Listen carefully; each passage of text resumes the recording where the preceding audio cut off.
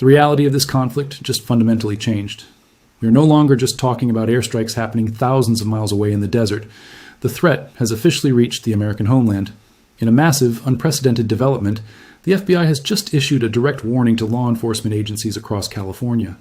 They have acquired intelligence suggesting Iran is actively aspiring to launch a surprise drone attack directly at the U.S. West Coast. We are talking about unmanned aerial vehicles potentially being launched from unidentified vessels, stationed right off the American shoreline. This isn't a vague geopolitical theory. This is an active alert sitting on the desks of local police departments right now. It proves that this conflict is breaking containment in ways the global security apparatus is completely unprepared for. And while the threat of a domestic attack is absolutely terrifying, the situation over in the Middle East has actually deteriorated even further, because the United States military is officially backing down from the most critical choke point on the planet. You have probably heard politicians in Washington confidently stating that the U.S. will ensure the global oil supply remains open. The president even publicly urged oil companies to continue using the Strait of Hormuz. But here is the chilling reality that the shipping industry is waking up to. The U.S. Navy is flat out refusing to provide military escorts for commercial vessels trying to navigate that waterway. According to multiple industry insiders, shipping companies are begging the military for protection on a near-daily basis, and the Navy is explicitly telling them that the risk of a catastrophic attack is simply too high. Why? Because Iran isn't just threatening to attack ships with drones anymore.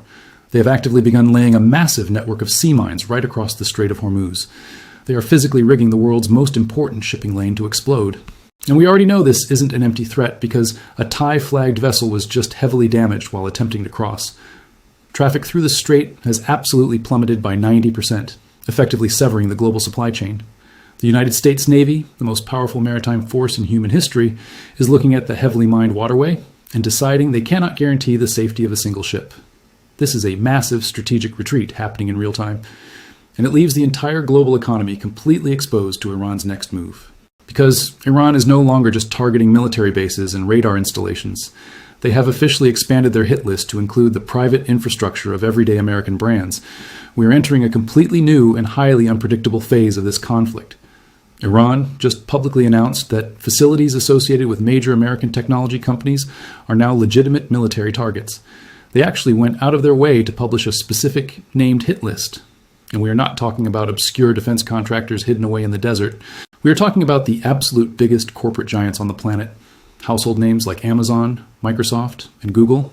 Silicon Valley behemoths like NVIDIA, IBM, Oracle, and Palantir.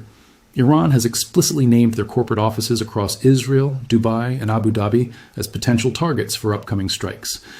Think about the massive, world-changing implications of that for a second. These are the exact companies that build the cloud infrastructure and the artificial intelligence that power the modern world. And places like Dubai and Abu Dhabi are supposed to be the untouchable golden safe havens for Western business in the Middle East. There are literally billions upon billions of dollars of American corporate investments sitting in those exact cities right now. And Iran is effectively saying that all of those gleaming glass towers are about to be turned to ash. They are actively framing these tech hubs as having deep operational ties to American and Israeli military intelligence. Which means the everyday civilians working in those sleek corporate offices are suddenly sitting on the front lines of a global war. And if you think this escalation is just limited to the tech sector, you are gravely mistaken. Because this conflict has aggressively spilled over into the physical financial system. Just last night, a massive and highly coordinated attack completely devastated the main data center of Bank Seppa. For context, that is the single largest banking institution in all of Iran. It was a direct, crippling strike on the heart of their financial infrastructure. And you better believe that Tehran did not just sit back and take that hit quietly. Almost immediately after the strike, Iran issued a terrifying region-wide broadcast. They explicitly warned every single civilian in the Middle East to stay at least 1 full kilometer away from any American or Israeli banking center. Just visualize how massive a 1 kilometer radius actually is in a densely packed financial district. They are telling people to literally evacuate entire city blocks. Because those physical buildings are now sitting dead center in their military crosshairs. This is a brilliant, yet completely terrifying strategy of total economic sabotage. By threatening the physical offices of global tech and finance, Iran is forcing massive multinational corporations to panic. They are trying to trigger an absolute corporate exodus from the region. Because if companies like Amazon and Microsoft are forced to pull their operations out of the Middle East just to keep their employees alive, That inflicts a catastrophic level of permanent economic damage that traditional bombs and missiles could never achieve. This is exactly what an asymmetric shadow war looks like in the 21st century. It is no longer just about soldiers fighting in trenches or jets dropping bombs in the desert.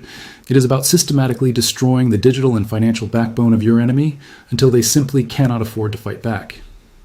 And the sheer panic spreading through these corporate boardrooms is colliding directly with the physical crisis happening out on the water. Because while tech executives are scrambling to secure their global offices, the global oil market is experiencing a level of unprecedented violent whiplash that is tearing the physical supply chain apart. And right now, the physical global oil market is experiencing a level of unprecedented, violent whiplash. We are watching the absolute most critical supply chain on the planet tear itself apart in real time. Just look at the sheer insanity of what happened over a single 2-hour window today. The physical price of crude oil plummeted by $10 a barrel, only to immediately violently spike back up by $11. That kind of wild, unpredictable market volatility is completely unprecedented in modern economic history. But the truth is, this isn't just a market reacting to some abstract fear or internet rumor. This is the direct, chaotic result of a massive, terrifying shift in Iran's military strategy. According to breaking reports from Reuters, Iran has officially abandoned the strategy of reciprocal hits. They are no longer playing the traditional geopolitical game of tit-for-tat retaliation.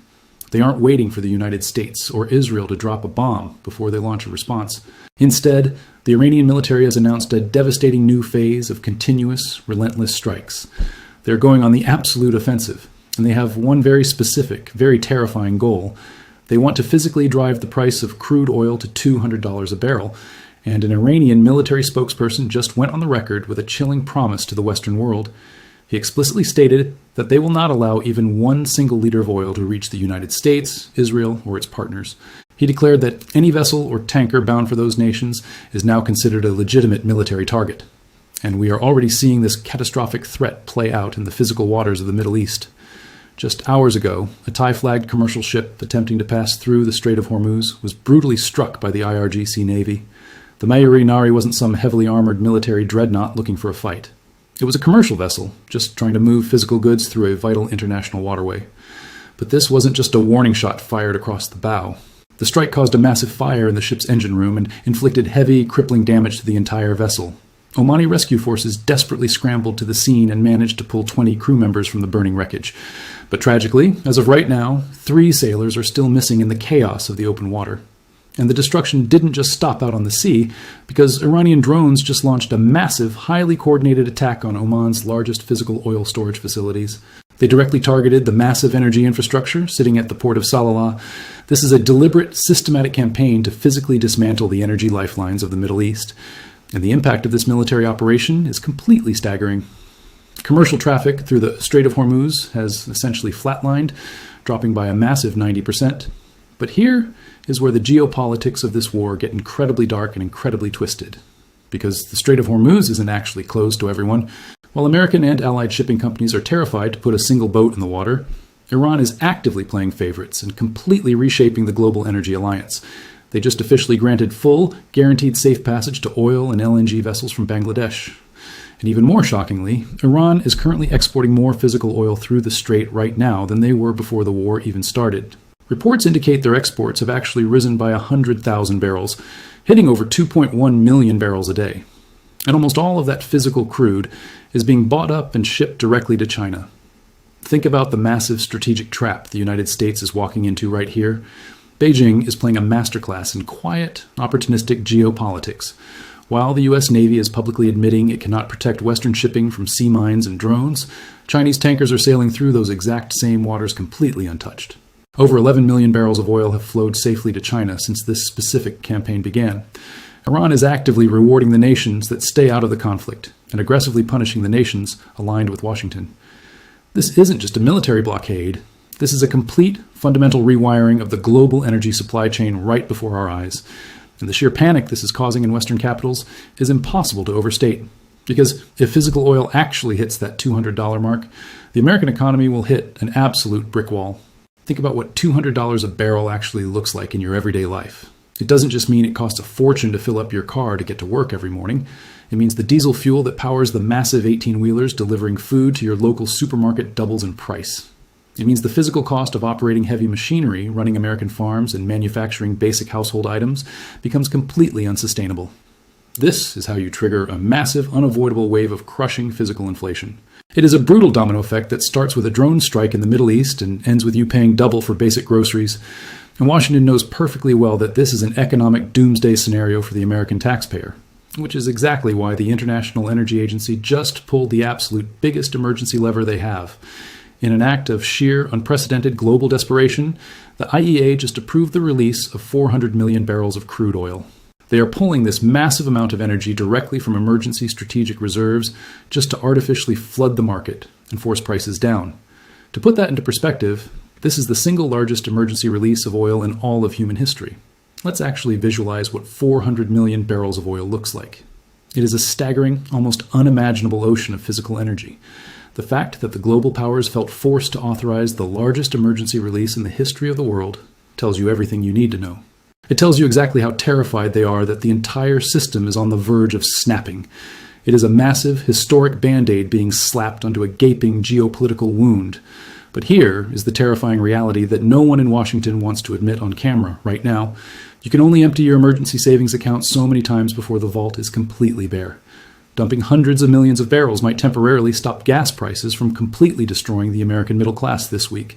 But what happens next month, when those reserves are gone and the Strait of Hormuz is still completely rigged with sea mines? What happens when the U.S. Navy still refuses to escort commercial tankers because the physical risk of a sunken ship is too high? Iran is betting absolutely everything on the fact that the United States simply cannot bleed physical resources forever. They are betting that America will eventually run out of interceptor missiles, run out of emergency oil, and run out of taxpayer money. They are holding the physical supply of global energy hostage to force a military de-escalation on their own terms. And as they systematically tighten this physical chokehold on the global supply chain, the political and military leadership back in the United States is completely tearing itself apart over what to do next. Because while the entire global supply chain is physically fracturing under the pressure of this war, the absolute disconnect happening inside Washington, D.C. right now is completely unprecedented in modern American history. We are watching a superpower trying to fight a massive multi-front shadow war, but the political and military leadership running that war are operating on completely different realities. Just look at the incredibly jarring public statements coming straight out of the White House today. President Trump just went on the record claiming that this massive conflict with Iran will end very soon. His exact reasoning was that there is practically nothing left to target inside the country. He essentially told the American public that the military has already bombed everything of value, and he confidently stated that any time he wants this war to end, it will simply end.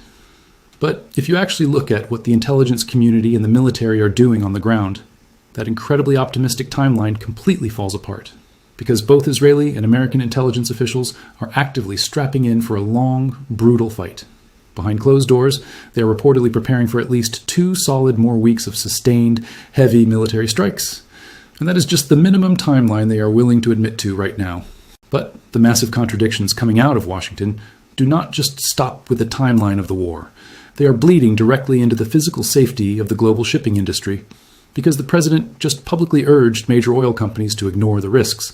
He told these massive corporations that they should simply use the Strait of Hormuz and push their ships through. But, as we just discussed, the United States Navy is flat out contradicting the commander-in-chief. The Navy is explicitly refusing to provide military escorts for those exact same commercial ships. They are looking at the verified intelligence that Iran has begun physically laying sea mines in the water. And the military is telling the oil industry that following the president's advice is basically a suicide mission. Think about how terrifying that is for the global markets and for American allies watching from the sidelines. The president is telling commercial tankers to sail directly into a heavily mined waterway, while his own navy is refusing to sail alongside them because it is entirely too dangerous. When the commander-in-chief and the most powerful navy on earth are giving completely opposite directives. It projects an image of absolute chaos and weakness to the rest of the world, and unfortunately, the political infighting inside the administration is getting even more aggressive by the hour, because the president isn't just contradicting his military commanders on the ground, he is now actively throwing his own inner circle completely under the bus for this entire military disaster.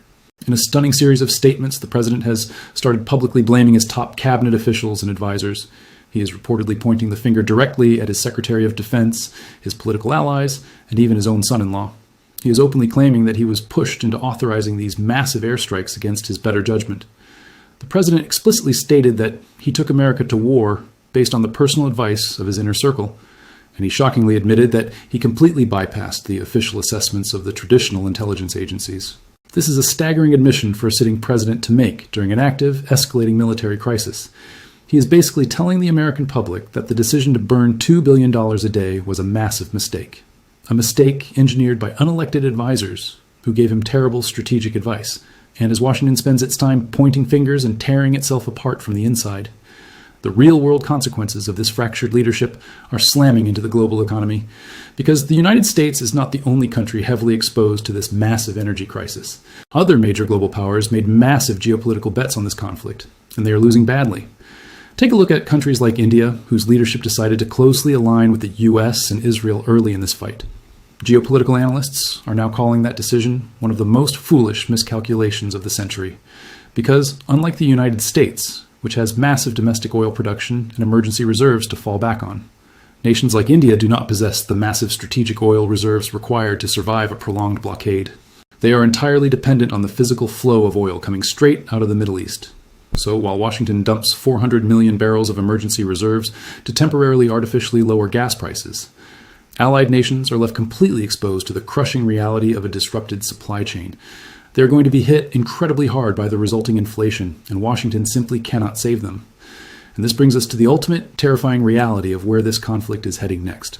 The United States entered this operation expecting a swift, decisive display of overwhelming air superiority.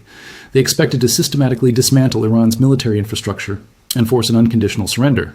But what they got instead was a masterclass in modern, asymmetric economic warfare. Iran completely absorbed the physical blows and immediately pivoted to attacking the American wallet. They bypassed the traditional battlefield and went straight for the global financial jugular. They successfully mined the most important shipping lane on the planet, crippling the flow of global energy. They forced the United States to burn through billions of dollars of taxpayer money every single day. They expanded the battlefield to target the private corporate infrastructure of America's biggest technology giants. They triggered the largest emergency release of physical oil in the history of human civilization. And they managed to do all of this while sitting back and watching the American political system fracture under the pressure. This is exactly why major global powers like Russia and China are completely staying out of the direct line of fire. They understand that in the 21st century, you do not need to defeat a superpower in a head-to-head military engagement. You just need to drag them into a conflict that is so incredibly expensive and so deeply unpopular that their own economy and their own citizens eventually force them to completely abandon the fight.